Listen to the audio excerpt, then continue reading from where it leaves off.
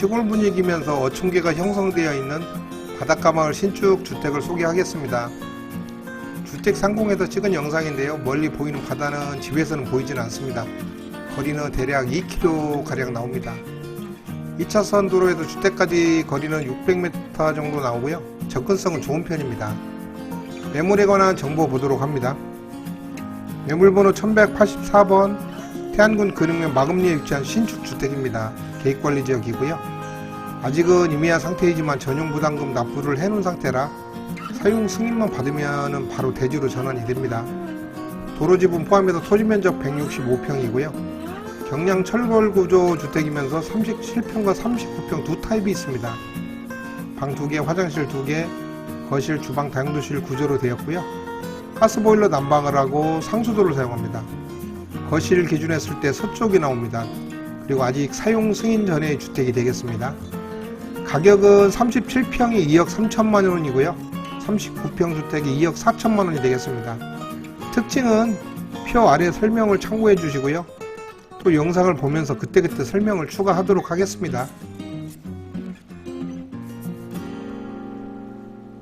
드론 영상과 함께 주택과 주변을 살펴보도록 하겠습니다.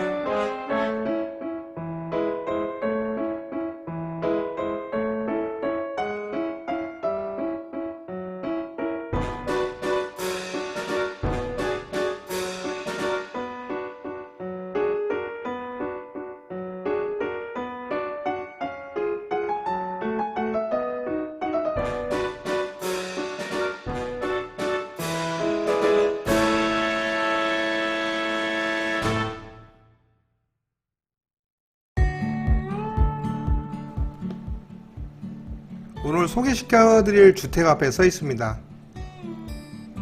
가운데 39평 주택을 두고 양쪽으로 37평 주택이 두 채가 더 있는 겁니다. 잠시 후 내부는 이 가운데 주택을 보여드리겠습니다. 우선 주변을 한 바퀴 돌아볼게요. 세 집 각자 지분이 들어갈 텐데요. 여기 이제 도로가 있고 보강토 블록으로 경계 표시를 했죠. 그리고 도로보다 약간 높게 그 대지가 자리를 잡았습니다. 기왕이면 울타리까지 있었으면 더 안정적이고 아늑한 느낌이 있었을 것 같은데 울타리 얘기는 없었습니다. 매수자께서 취향대로 하셔야 될 것 같습니다. 여기 이제 주차장이고요.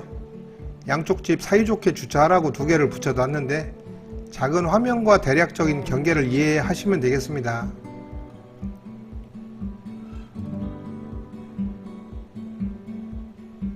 세 집 모두 구조는 같다고 보시면 되고요. 가운데 집 옆면적 그 평수만 약간 넓습니다. 그리고 이제 보시는 것처럼 그 외부도 그렇고 내부도 그렇고 색상들이 약간씩 틀리게 그 배열을 했습니다. 울타리 대신 나무를 심었는데요. 여기엔 무엇을 하면 좋을지 잠시 생각해 봤습니다. 텃밭이나 창고 말고는 딱히 이제 다른 용도 생각나는 건 없는데요. 그리고 이제 이 집은 경량 철골조 주택입니다. 외벽에는 치장 벽돌로 마감했고요. 지붕에는 징크 판넬을 얹었습니다. 여기 이제 야외 수도가 좀 외로워 보입니다. 뒤에 이제 LPG 가스통이 보입니다. 이 주택들은 난방을 LPG 가스로 하는데요. 가스 요금은 고지서 방식이고 갑자기 가스 떨어져서 겨울에 오돌오돌 떨 일은 없는 게 알아서 가스 회사에서 충전을 합니다. 그리고 가끔 그 가스를 켜놓고 외출을 했을 때도 어떻게 알고 이렇게 연락이 오더라고요. 주택 뒷면은 우수 매너를 깔끔하게 시공했고요. 뒤쪽에는 예쁜 돌로 석축을 쌌습니다. 자투리 공간 없이 진짜 최대한의 공간 활용을 한 것으로 보입니다. 그냥 지나칠 뻔 했는데요. 이제 다용도실인 줄 알았거든요. 그래서 그냥 가려고 그러다가 다시 들어간 보일러실입니다. 한쪽에는 창고로 써도 될 정도로 여유 공간이 있습니다.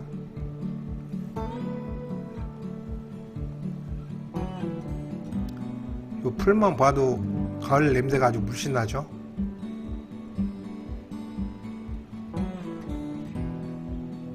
아무래도 옆집과의 그 차별은 필요할 것 같고요. 나지막한 울타리를 추천드리겠습니다. 주택 전면 정원 공간이 넓기 때문에 좌우측의 이 공간을 그냥 정원으로 쓰기에는 아깝죠. 다른 용도를 잘 생각하시기 바랍니다. 이쪽에서 서쪽 방향이고요. 이제 넓은 정원입니다.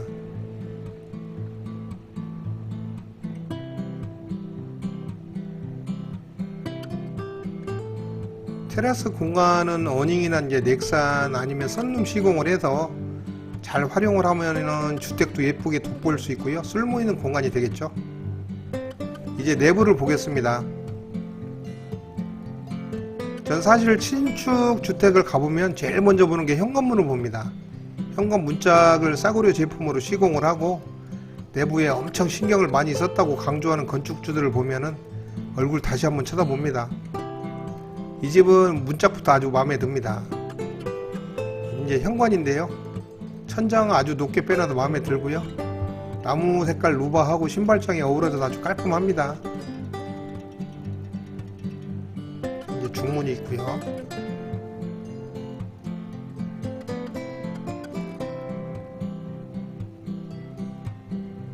윗부분까지 유리창을 달아서 아주 환해서 좋습니다. 현관문은 동양 제품이고 이 중문은 예림 제품입니다.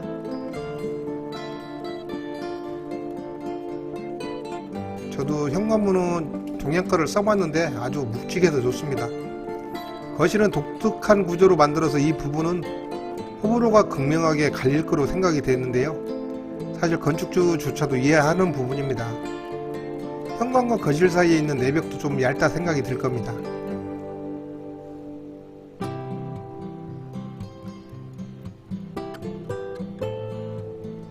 아트월이 저쪽에 있습니다. 좀 특이하죠? 거실 천장도 루바 마감을 했고요. 고야 형태를 둬서 답답한 분위기를 없앴습니다.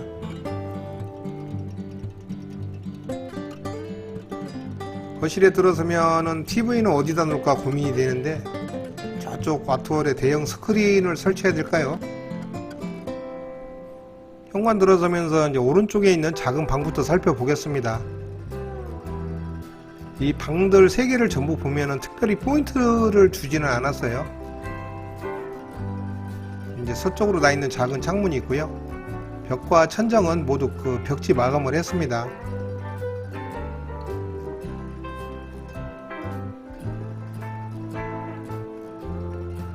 이제 밖으로 나가서 거실, 욕실이 있고요. 세탁실 있고 작은 방이 있는데 요 욕실부터 보겠습니다. 여기 이제 공용 욕실입니다. 공간 그리 좁지 않고요. 변기와 세면대 그리고 이제 샤워기 배치를 잘 했다고 생각이 되고요. 무게감 있는 타일 색깔이 아주 깔끔하게 보입니다. 필요하신 분은 여기다 이제 샤워부스 설치만 하면 되겠습니다.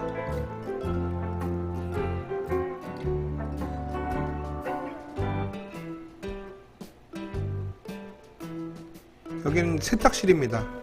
세탁기하고 이제 건조기 2대 정도는 충분히 놓을 수 있는 공간이 나옵니다.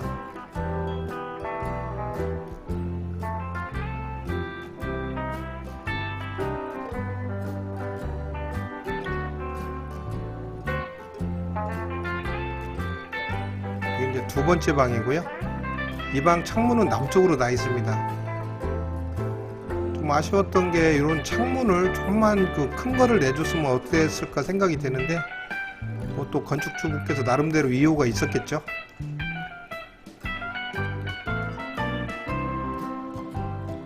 현관 들어오면서 오른쪽을 보여드렸고요. 이제부터는 왼쪽을 보여드리겠습니다. 다시 한번 말씀드리지만 현관 들어서면서 바로 보이는 특이한 위치에 있는 아트월입니다. 진짜 이 집을 보면서 제일 고민되는 게 TV를 어디다 놔야 될지 소파를 어디다 놔야 될지 였습니다. 이제 주방을 보시겠습니다. 거실과 차별을 하여서 주방 쪽이 잘 보이지 않게 설계를 하였고요. 공간이 아주 널찍합니다. 싱크대 상하부장을 기역자로 꺾었고요. 수납 공간이 많아서 아주 여유가 있을 거로 보입니다. 오른편에 이제 키 큰 장을 두었고요. 아일랜드 식탁을 놔도 충분하겠습니다. 공간은 전체적인 색상 조합이 잘 어울려서 분위기가 요란하지 않고 은은한 주방을 연출하고 있습니다.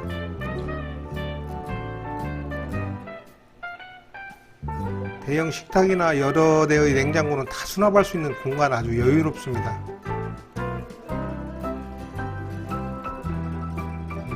이제 마지막으로 안방을 보시겠습니다. 복도처럼 길다란 공간을 지나고요. 안방 크기는 그리 큰 편은 아닙니다. 장롱이나 붙박이장 설치를 해야 되는데 공간 배치를 어디다 해야 될지 연구를 잘 해야 되겠습니다. 벽과 천정 여기도 이제 모두 벽지 마감을 했습니다.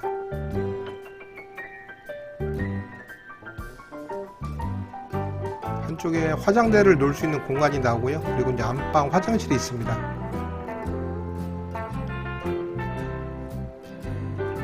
미닫이문 시공을 해서 문이 열고 닫힐 때 그 죽는 공간을 없앴죠.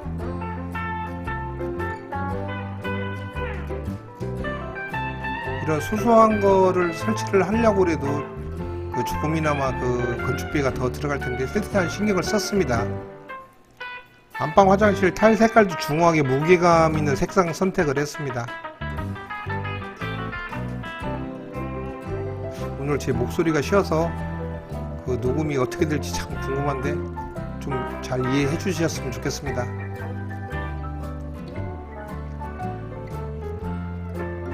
이제 오늘 매물은 다 살펴보셨습니다. 구조는 비슷하면서 자재 색상이나 약간 면적만 틀린 2가지 타입이 있으니까요. 현장 방문하시고 꼼꼼히 비교하셔서 결정을 하시면 되겠습니다. 그리고 직선거리 380m의 축사가 있습니다. 언덕 너머에 있어서 영향권에서 벗어났다 판단을 했는데요. 혹시 현장 방문을 하시게 되면 깜빡하지 마시고 축사 냄새가 나는지 잘 살펴보시기 바랍니다. 오늘도 시청해 주셔서 정말 감사드리고요. 날마다 행복하시고 좋은 날 되시기 바랍니다. 다음은 작은 금액으로 마련할 수 있는 바닷가 소형 토지를 소개해 드리겠습니다. 꼭 기대하셔도 됩니다. 지금까지 태안사랑 넘버원 현대부동산이었습니다. 감사합니다.